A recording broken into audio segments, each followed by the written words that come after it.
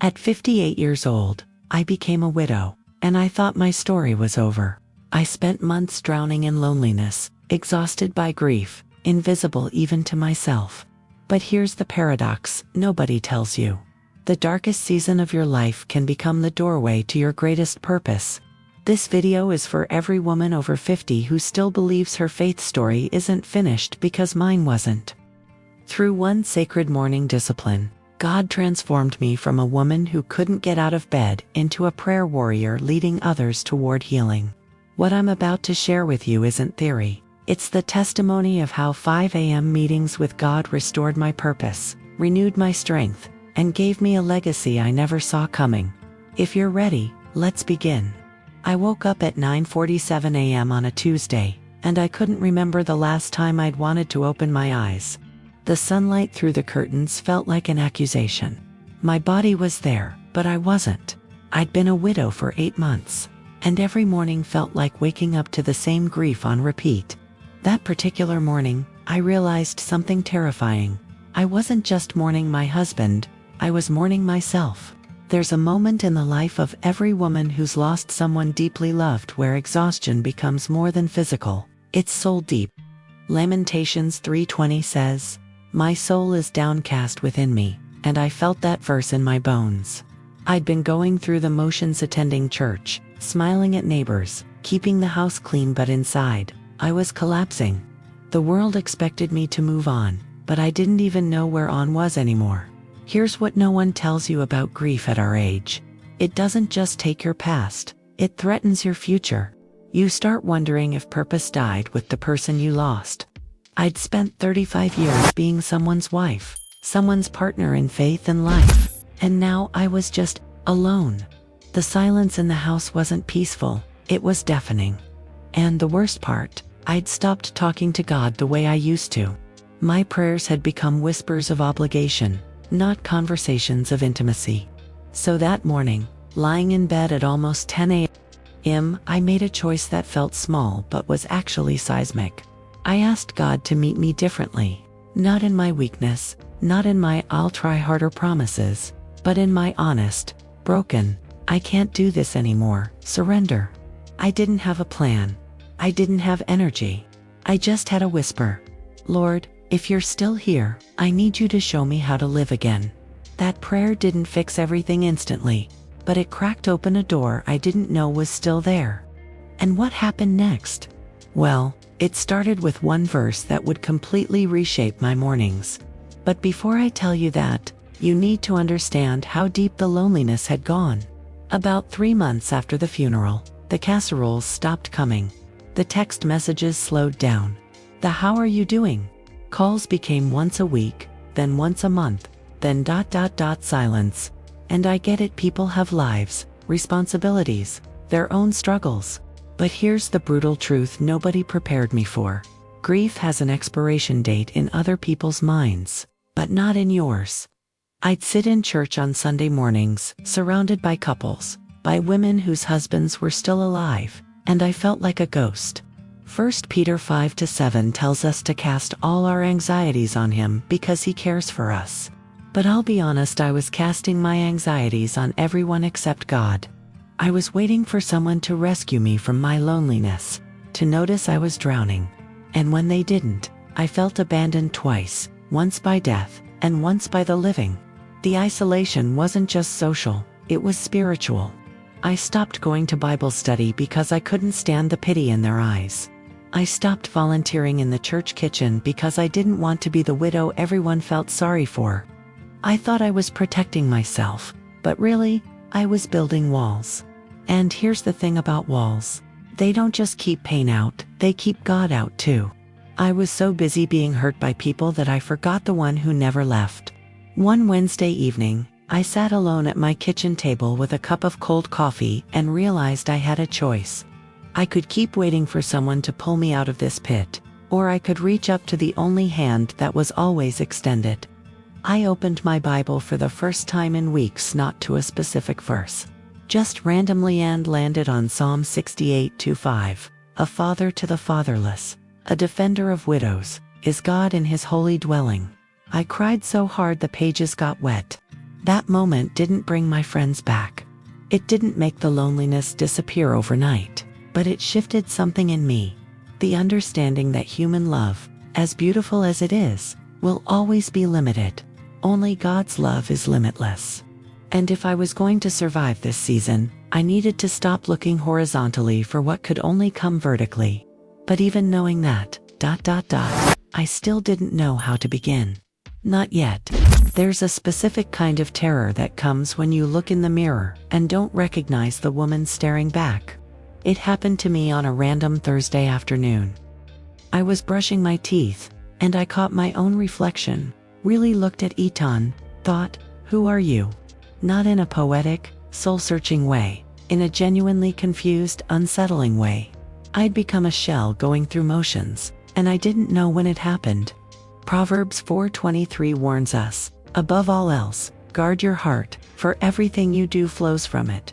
But I hadn't guarded my heart, I'd buried it. I'd stopped doing the things that made me feel alive. No more morning walks.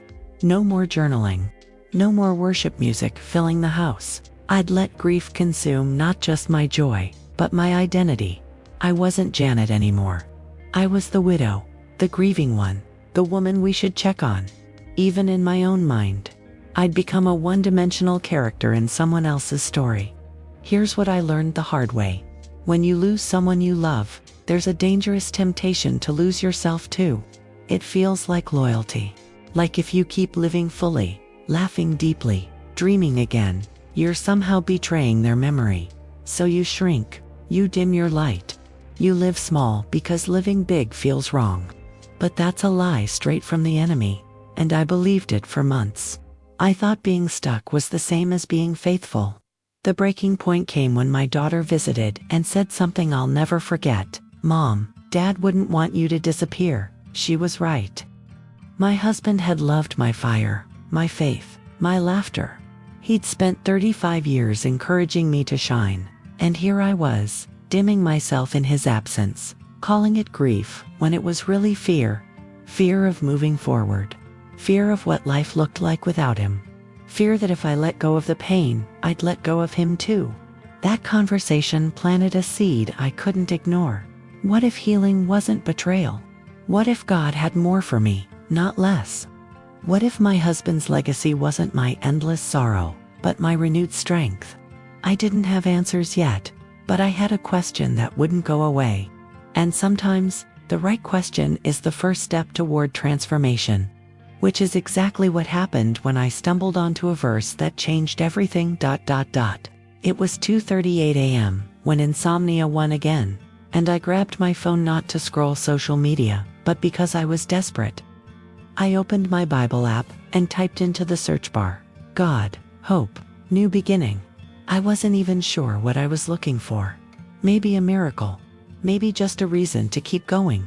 And then I saw it. Lamentations 3:22-23. Because of the Lord's great love we are not consumed, for his compassions never fail, they are new every morning. Great is your faithfulness. New every morning.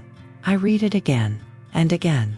Something cracked open inside me, not loud, not dramatic, but deep. I'd been living like God's mercy was a one-time gift I'd already used up, like I'd exhausted his patience with my grief, my anger, my questioning. But this verse said the opposite.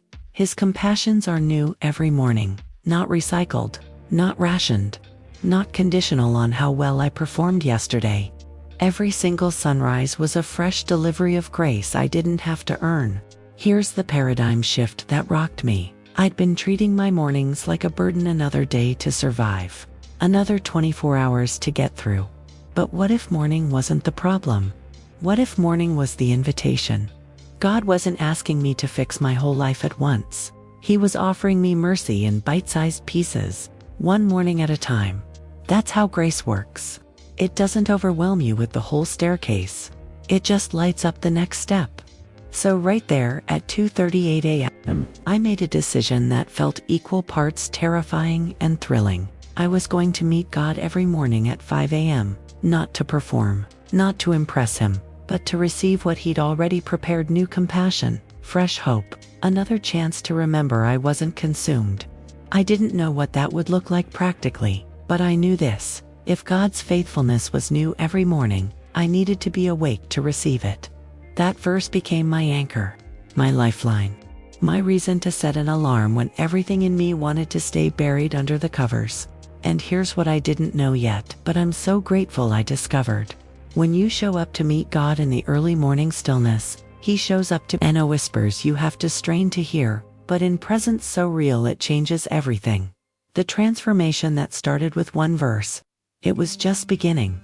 If this first insight spoke to you, subscribe now so you don't miss the journey ahead. Now, let me tell you about the space I created to meet Him. The first morning I set my alarm for 5 a.m., I realized I had a problem. I had nowhere to go. My husband's recliner sat empty in the living room, a painful reminder. The kitchen table was cluttered with mail I hadn't opened.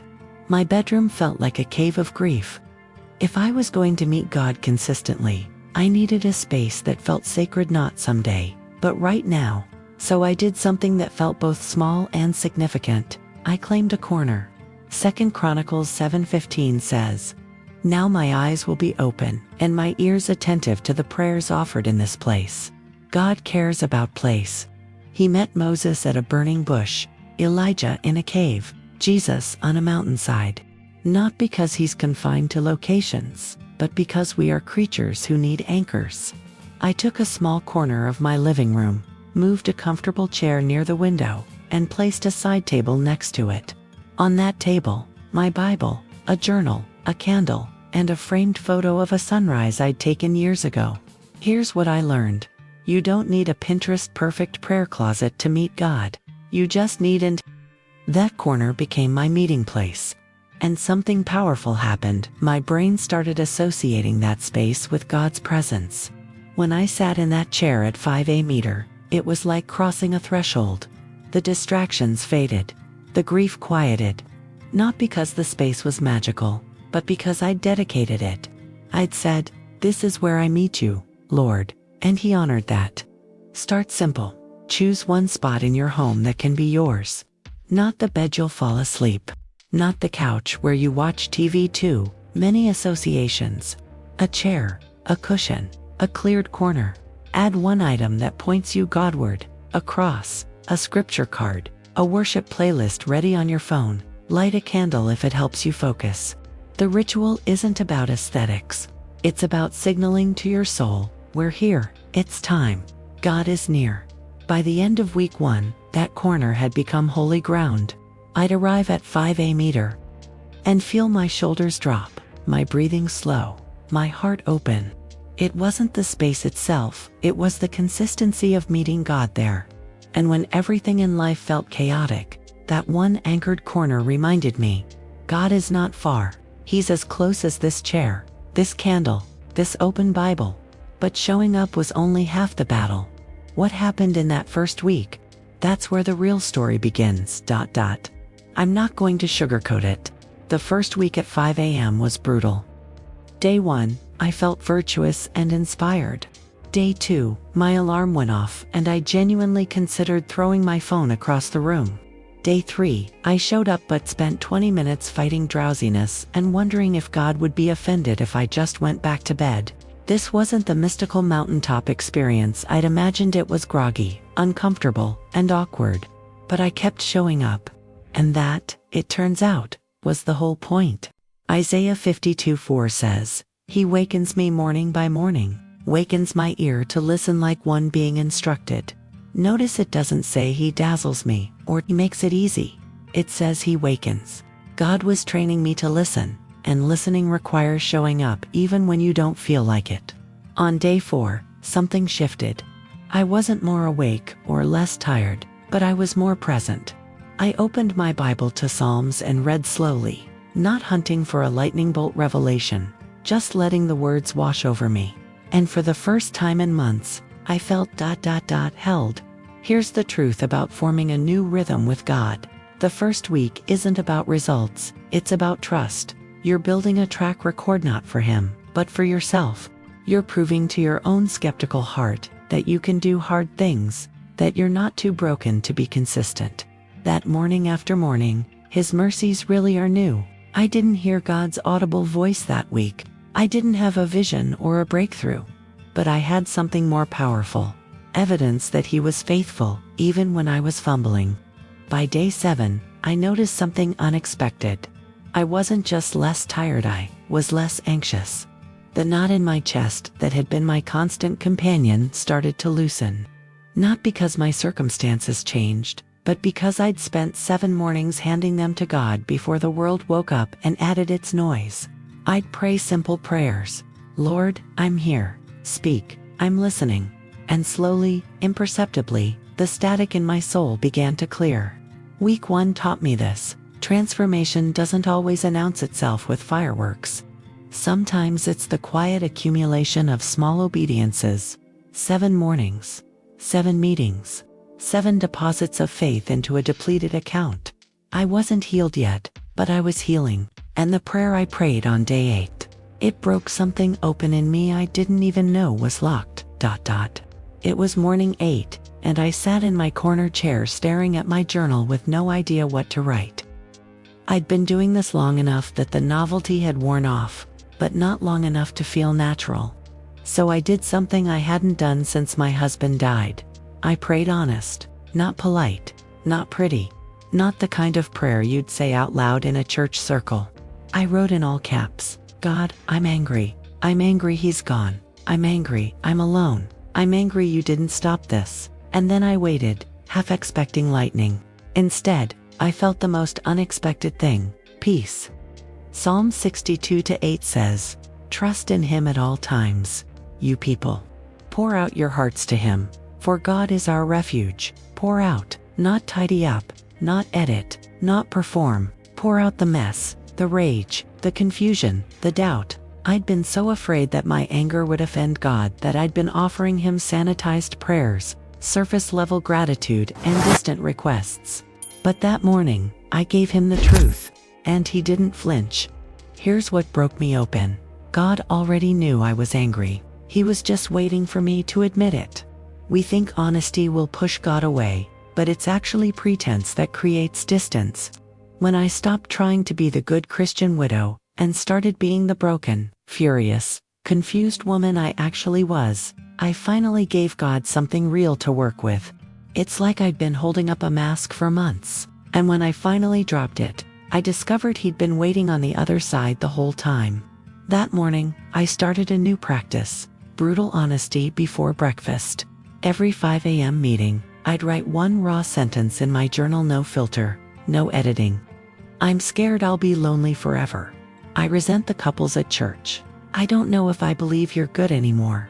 And then I'd sit in the silence and let God respond, not with words I could hear, but with presence I could feel. Slowly, my anger started transforming, not disappearing, but softening into something like surrender.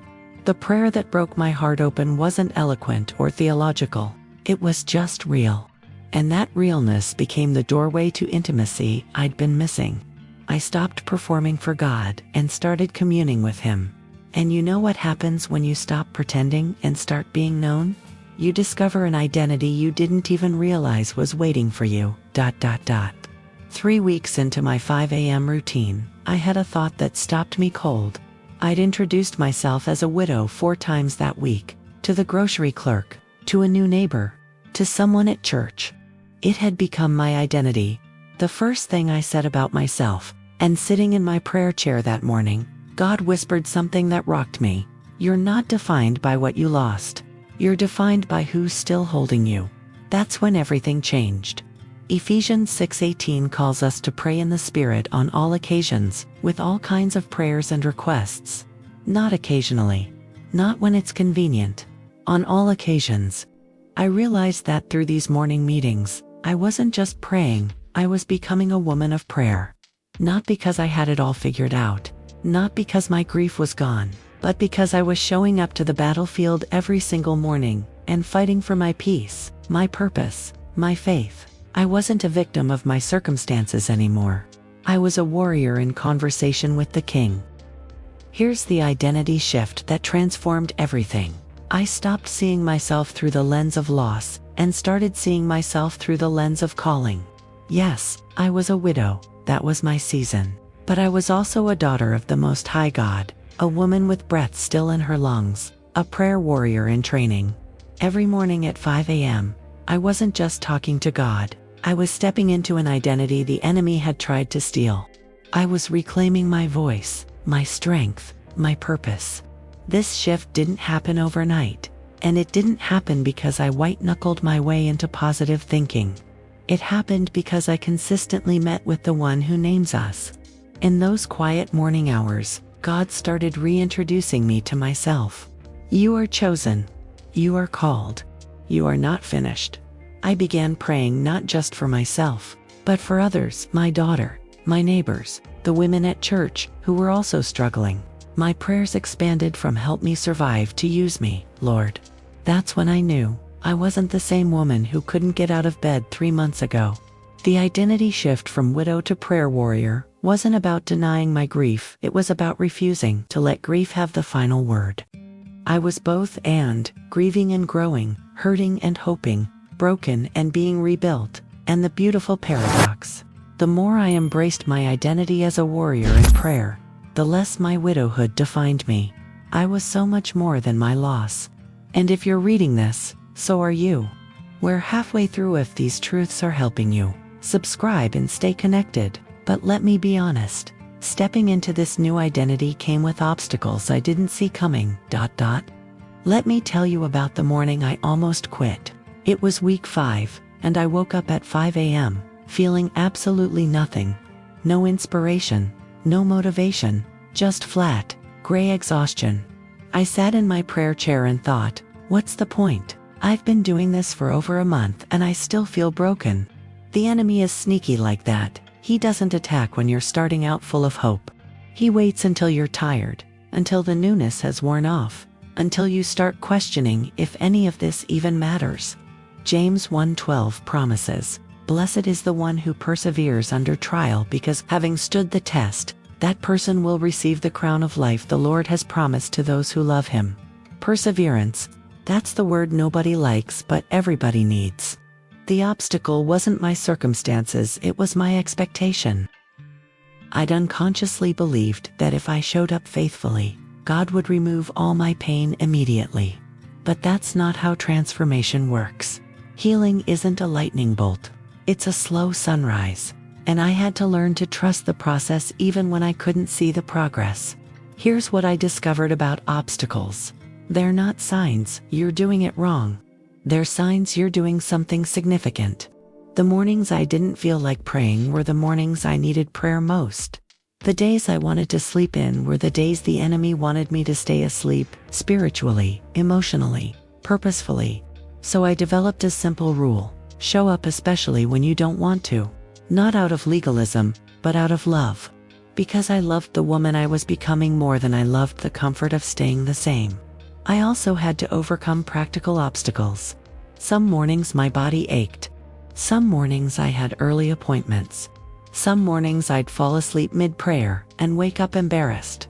So I gave myself grace and got creative. If I missed 5 a.m., I'd meet God at 7 a.m. If I fell asleep, I'd set a timer for 15 minutes and rest in His presence. If my body hurt, I'd pray from bed. The point wasn't perfection, it was persistence. God doesn't grade on attendance, He honors availability. By week 6, something remarkable happened. The obstacles didn't disappear, but they stopped defining me. I learned to expect resistance and push through it anyway. I learned that some mornings would feel like heaven, and some would feel like discipline. And both were valuable.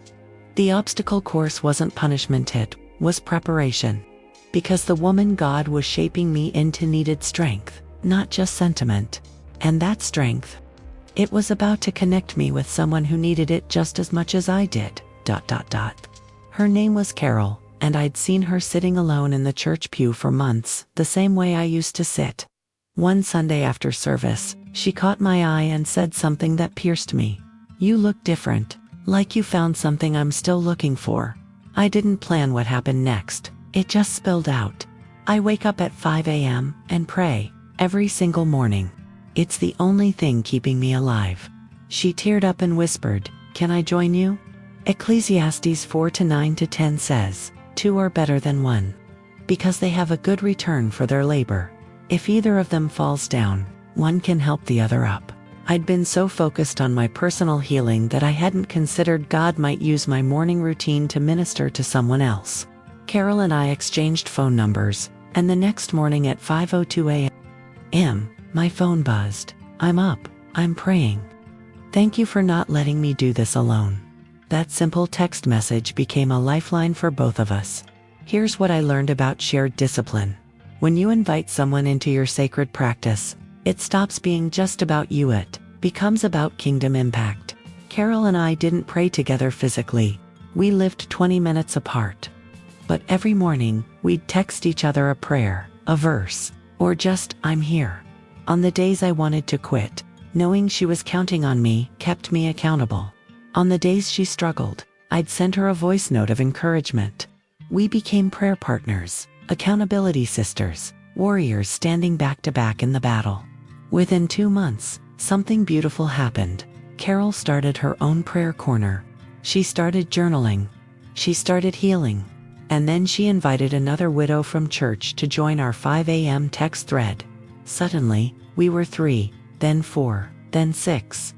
We weren't an official group or ministry. We were just women who'd discovered that grief loses its power when you face it with God and sisters who understand. What started as my desperate attempt to survive became a movement of widows reclaiming their mornings, their purpose, their joy. That's the mystery of kingdom multiplication. God doesn't just heal you for you. He heals you so you can become a healer. My 5 a.m. practice wasn't just restoring my life, it was creating a ripple effect I never imagined. Carol once told me, "You saved my life," and I had to correct her. No, God saved both of us. I just said yes to waking up, and now I want to say the same thing to you. Here's what I need you to hear. You don't have to have your life together to start. You don't need to feel ready, worthy, or spiritually mature. You just need to set an alarm. That's it. Tomorrow morning, not someday, not when things calm down, not when you feel more motivated tomorrow morning. You can wake up and meet the God who's been waiting for you in the stillness. The same God who met me at my lowest will meet you at yours. Romans 12:12 instructs us, "Be joyful in hope, patient in affliction, faithful in prayer." Faithful, not perfect, not impressive, faithful. That means showing up when it's hard. That means whispering, "I'm here, Lord," when you don't have eloquent words.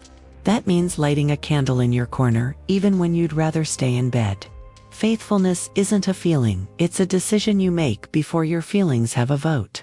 And every single morning you make that decision, you're building a legacy of trust between you and God. Let me paint you a picture of what's possible. 6 months from now, you could be the woman other women look at and say, "You're different. What changed?"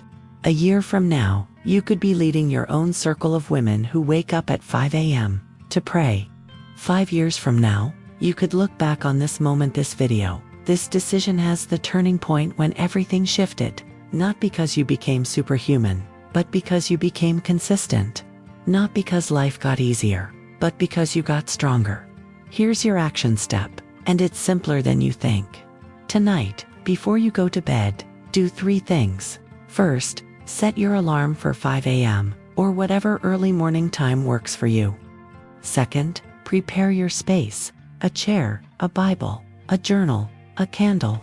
Third, pray one sentence, "God, I'm showing up tomorrow, please meet me there." That's it. You don't need a plan for the whole year. You just need a plan for tomorrow morning. And when that alarm goes off, don't think, just move. Feet on the floor, body to the chair, heart open to heaven. I'm not going to lie to you, it will be hard. Some mornings you'll want to quit. Some mornings you'll cry more than you pray. Some mornings you'll wonder if God is even listening. But I promise you this, and I stake my whole testimony on it, if you show up, He will too. The finale is coming. Make sure you subscribe so you never miss what's next. Your story isn't over. Your purpose isn't gone. Your best chapters aren't behind you, they're ahead, waiting in the early morning hours when heaven is quiet and God is near. The question is, Will you meet him there? Tomorrow morning, the rest of your life begins at 5 a.m. Let's take a breath together. We've walked a long road in the last hour, and I want to make sure you don't just hear this story, I want you to feel the invitation in it. Because everything I've shared isn't just my testimony, it's a blueprint, a map from exhaustion to purpose, from grief to glory, from widow to warrior. So let me recap the journey we've taken together. Here's what we covered. We started with the morning I couldn't get out of bed, the rock bottom moment when grief had stolen not just my husband, but my identity. We talked about when church friends stopped calling and loneliness became a second skin. We faced the terrifying realization that I was losing myself, not just him. Then came the anchor, the verse that changed everything. Lamentations 3:22-23, the promise that God's mercies are new every morning. We built a sacred morning space, a corner dedicated to meeting God. We survived the brutal first week when showing up felt impossible. We prayed the prayer that broke my heart open, honest, raw, unfiltered.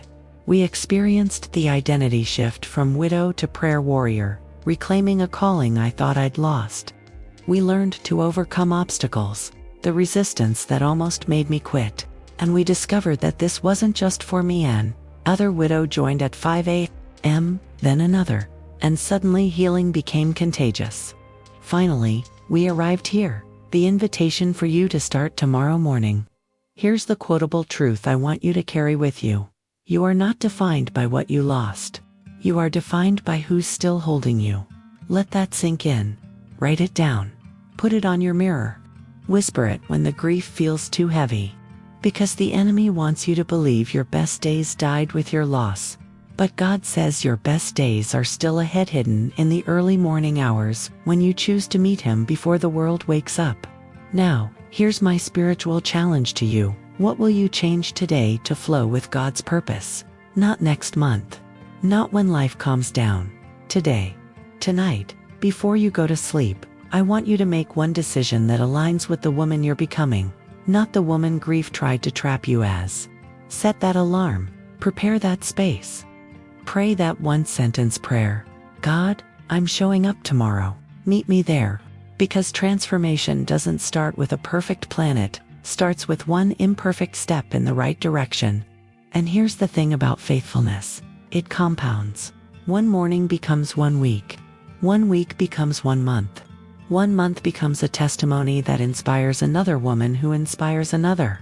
You think you're just waking up early to pray, but you're actually stepping into a legacy. You're joining a lineage of women who've said, my story isn't over. My God isn't finished. My purpose is still unfolding. Before we part ways, I need you to do something. If this message spoke to you, if any part of this story resonated, convicted, or inspired you, subscribe to this channel right now. Because I'm not done sharing. I'm creating more content for women over 50 who refuse to let age, loss, or exhaustion have the final word. Women who believe God still has plans for them. Women like you. Hit that subscribe button, turn on notifications, and let's build a community of faith-filled, purpose-driven women who are rising at dawn to meet the God who restores. And drop a comment below. Tell me, what time will you set your alarm for tomorrow? I want to know. I want to pray for you. I want to celebrate with you when you show up. Even when it's hard. Because you're not alone in this. You never were.